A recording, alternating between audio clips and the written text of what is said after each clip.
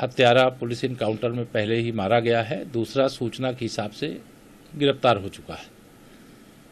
यह स्पष्ट है कि कोई अपराध करेगा तो ना वो बच पाएगा, ना छिप पाएगा, ना कोई उसे बचा पाएगा। यह पुलिस का जो कार्य है वो अपना कार्य किया है, लेकिन जो बच्चे बेसमय मारे गए हैं, अकारण मारे गए, उसका मुझे भी कष्ट है, पूरे प्रदेश को दुख है।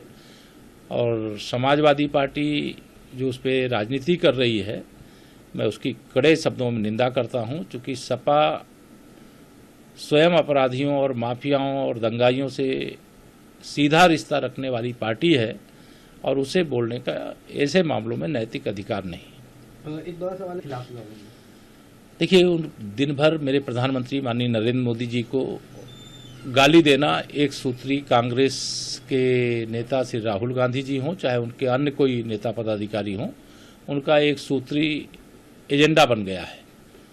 और इसका जवाब लोकतंत्र के इस महापर्व में देश की जनता देगी, उत्तर प्रदेश की जनता देगी। कोई भी एजेंसी, कोई भी जांच करने का काम अगर किया जा रहा है और उसमें कोई सवाल उठाता है, तो इसका मतलब है कि वह भारतीय संविधान के अनुसार जो एजेंसियां, चाहे वह न्यायपालिका हो, चाहे वह चुनाव आयोग हो, चाहे कोई जांच एजेंसियां हो, उस पर सवाल उठा करके वह यह साबित कर चुके हैं कि पहले वह गलत करते थे और उनकी गलतियों की कोई जांच नहीं करता था। जांच केवल छोटे लोगों की होती थी, जो बड़े लोग होते थे उनकी जांच नहीं होती थी। आज छोटे बड़े का अंतर खत्म करके जो जांच है वो एकदम निष्पक्षता से जो भी दोषी है उसके खिलाफ की जा रही है, और जो जांच में दोषी होता है उस पर कार्रवाई की जाती है। किसी को कोई शिकायत है तो नेतागिरी न करे, जाकर के उस एजेंसी के खिलाफ न्यायालय उससे बड़ा स्थान है, वहां जाकर के बात करें। सोनिया गांधी की जा रही है, ये एक चौतरफा हमला करते हुए उन्होंने ये बात कही कि कांग्रेस को कमजोर करने का प्रयास है प्रधानमंत्री। कांग्रेस तो ऐसे कमजोर है, मतलब ये बहाना खोज रहे हैं 2024 का रिजल्ट आने के बाद का, कि अगर वह चुनाव पूरी तरह से हारेंगे, जनता उन्हें नकारेगी, तो ये बहाना बनाएंगे। बाकी कांग्रेस से ज्यादा भ्रष्ट पार्टी कौन है? भ्रष्टाचार की अम्मा है कांग्रेस। सर, एक आखिरी सवाल रहता है जिसमें उन्होंने ये कहा है कि दंडात्मक कार्रवाई उनके खिलाफ ना की जाए। इस पर उनकी मंत्री आतिशी ने ये बात कही। पूरा देश उनके इस प्रकार के आचरण से हंस रहा है। 10-10 बार अगर किसी को कोई एजेंसी सम्मन दे रही, तो यार गलत नहीं हो तो जा करके सामने प्रस्तुत हो जाओ और जाके बताओ कि भाई मैं गलत नहीं हूँ।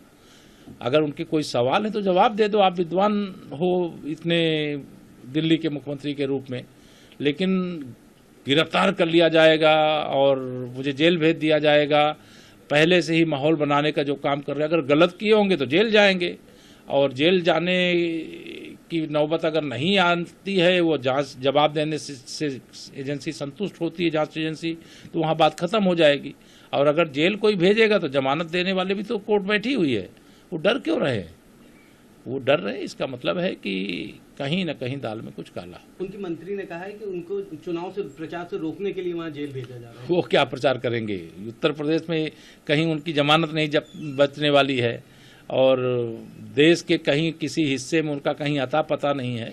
कांग्रेस की कमजोरी का फायदा उठा करके वह दिल्ली और पंजाब में आए जरूर हैं, लेकिन आकर के जितना भ्रष्टाचार किया है उसके कारण से उनके कितने मंत्री जी अभी तिहाड़ जेल में बंद पड़े हैं और कितने मंत्री पंजाब की जेल में बंद पड़े हैं उनके, यह स्वतः सब सामने आ चुका है। क्योंकि ईमानदारी का नाम लेकर के और बेईमानी की दुकान खोल देने से और ईमानदार बने रहने का जो ढोंग था वो खत्म।